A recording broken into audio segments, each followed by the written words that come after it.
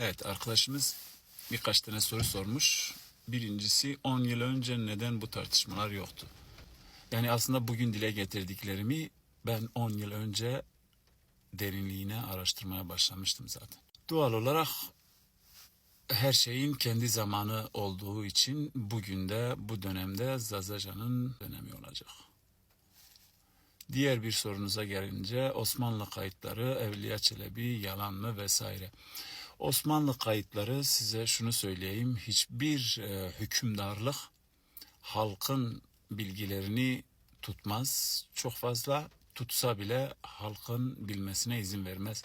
Dolayısıyla Osmanlı kayıtlarının önemli bir kısmını zaten biz bilmiyoruz ve önemli bir kısmı da zaten kayıt altına alınmış olmayabilir de. Ama örnek verdiğin için şunu ben de örnek vereyim. Sasani İmparatorluğu'na ait şu anda gözle görülür, elle dokunulur, araştırılabilir yüz binlerce şey var.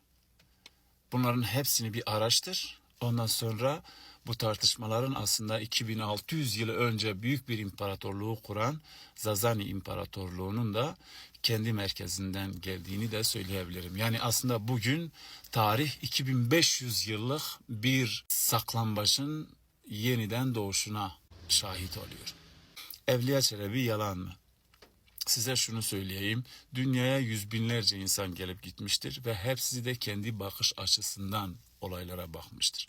Yani doğal olarak Evliya Çelebi'nin söylediği benim için milyonda bir bile kayda değmeyebilir. Yani ne Evliya Çelebi'dir benim düşündüklerimi belirten ne de ona benzer daha on binlerce veya yüz binlercesi. Tamam Denze. Kürt siyasi liderler neden hep Zaza'dır? Şunu söyleyeyim.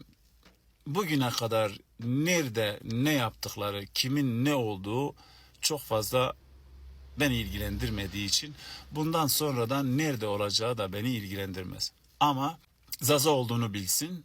Bu Zazaca'yı yaşatmak için elinden geleni yapsın. Eğer Zaza'ysa evinde çoluk çocuğuyla Zazaca ana dilini konuşsun.